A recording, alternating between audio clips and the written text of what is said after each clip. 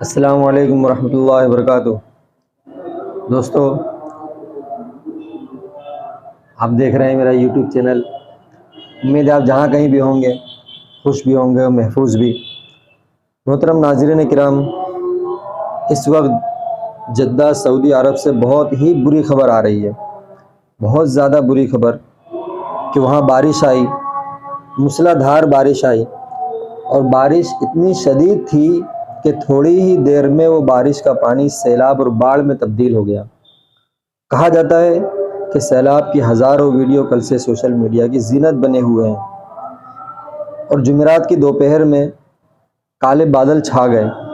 دوپہر کے وقت میں ایسا لگ رہا تھا جیسے شام ہو گئی ہو، اور بجلیاں چمک رہی تھی، ڈراؤنا ماحول تھا۔ بارش اتنی شدید تھی کہ یہی بارش سیلاب ہو گئی۔ دیکھتے ہی دیکھتے بارش سیراب کی شکل ہو گئی، اور آندھی اور طوفان ہو گیا، اور کئی گھر پانی میں ڈوب گئے، گاڑیاں جو ہے پانی میں ڈوب رہی تھیں، اور جدہ ایئرپورٹ وقتی طور پر بند کر دیا گیا۔ کیوں؟ کہ رن وے ڈوب گیا تھا، رن وے نظر نہیں آ رہا تھا، اس لیے کئی ساری فلائٹ کو ری شیڈول کر دیا گیا، ایمرجنسی لگا دی گئی، اسکول کالج بند کر دیے گئے۔ سیلاب اور طوفان دیکھ کر ہر کسی کو اللہ یاد آ رہے تھے، اور ہر کوئی اللہ اللہ پکار اٹھا۔ جس نے اس سیلاب کو دیکھا اس کی زبان پہ واقع اللہ تعالیٰ وہ برجستہ اس کو اللہ تعالیٰ یاد آ گئے۔ ہر جدہ والوں کے لیے، ہم تو جدہ والوں کے لیے، سعودی عرب والوں کے لیے، اور جتنے لوگ یہاں سے زائرین عمرہ کے لیے گئے ہوئے ہیں، جو وہاں پر کام کرتے ہیں، ہر ایک کے لیے ہم تو دعا کرتے ہیں اللہ تعالیٰ ان کو صحت عطا فرمائے، لمبی زندگی دے۔ اور مکہ مکرمہ میں بارش ہوئی، لیکن وہاں پر رحمت کی بارش ہوئی، رم جھم بارش ہوئی، اور جو ہے ختم ہو گئی۔ لیکن جدہ میں جو بارش ہوئی وہ واقعی اس سیلاب کی شکل اور عذاب کی شکل اختیار کر گیا۔ بہرحال وہاں کی ویڈیو دیکھ کر واقعی یہ سمجھ میں آ رہا تھا کہ انسان اللہ تعالیٰ کے سامنے کتنا بے بس ہے۔ انسان کی بے بسی اور اللہ تعالیٰ کی کبریائی اور دنیا کی حقیقت سمجھ میں آ رہی تھی۔ لوگوں کے گھر، گاڑیاں جس میں رہ کر انسان خود کو بادشاہ سمجھتا ہے، سب پانی میں ڈوب گیا۔ چمچماتی کاریں جس میں انسان بیٹھ کر اکڑتا ہے یا جس کے لیے اکڑتا ہے، سب کے سب ماچس کی تیلیوں کی طرح اور کاغذ کی ناؤ کی طرح پانی میں تیر رہا ہے۔ وہ محلہ جس میں سیفٹی کے سارے انتظام تھے، لیکن اللہ تعالیٰ کے سامنے سب کے سب ہیچ ہے۔ کل تک جو انسان زمین پر اکڑ کے چل رہا تھا، آج ذرا سے سیلاب میں گھر میں دبک کر بیٹھا ہوا ہے۔ وہ سڑکیں جس کی تعریف کرتے ہم نہیں تھکتے، وہ سڑکیں سیلاب کی وجہ سے کہیں نظر تک نہیں آ رہی ہیں۔ واقعی جب سے اس ویڈیو کو دیکھا ہے، قرآن کی وہ آیت یاد آتی ہے، کل من علیہا فان ویبقى وجہ ربک ذو الجلال والاکرام، کہ اللہ تعالیٰ کی ذات کے علاوہ ہر شے کو فنا ہونا ہے، ہر کسی پر فنا طاری ہونے والا ہے۔ اور ہمارا عقیدہ ہے اور ہمارا ایمان ہے کہ اللہ تعالیٰ شانہ کے علاوہ ہر چیز پر فنا طاری ہونا ہے۔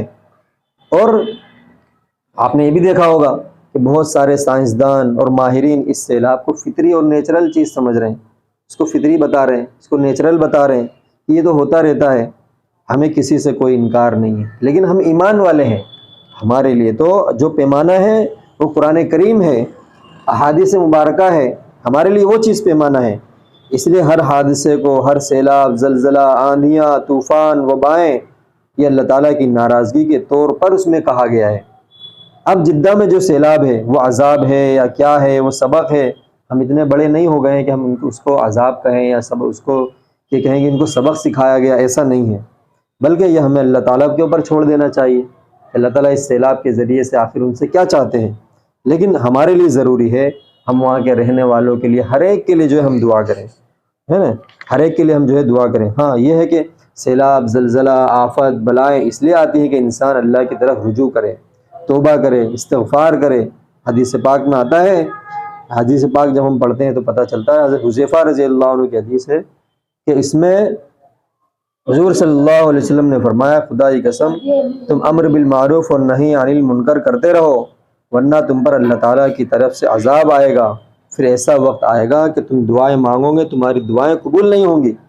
اور ایک جگہ ایک حدیث اور ہے، ترمذی شریف کی حدیث ہے، روایت میں آتا ہے کہ زلزلے، سیلاب یا آفات آتی ہیں آپ سے کیوں آتی ہیں؟ کہ اللہ حضور صلی اللہ علیہ وسلم نے فرمایا جب غنیمت کے مال کو ہاتھوں ہاتھ لوٹا جائے گا اور امانت کو اپنا مال سمجھا جائے گا، کسی نے کسی کے پاس کوئی امانت رکھوائی، اس امانت کو لوگ اپنا مال سمجھ رہے ہیں، اور زکوٰۃ کو بوجھ سمجھا جائے گا، زکوٰۃ کو جو دینے کو کہا گیا کہ اپنے مال کا 40واں حصہ آپ زکوٰۃ کے طور پر دو، اس کو بوجھ سمجھ رہے ہیں، تو بوجھ سمجھا جائے گا، اور علم حاصل کرنے کے لیے دین کو پیچھے ڈال دیا جائے گا، یعنی علم کو جو ہے دنیا کے لیے حاصل کیا جائے گا، اور آدمی اپنی بیوی کا فرما بردار بن جائے گا۔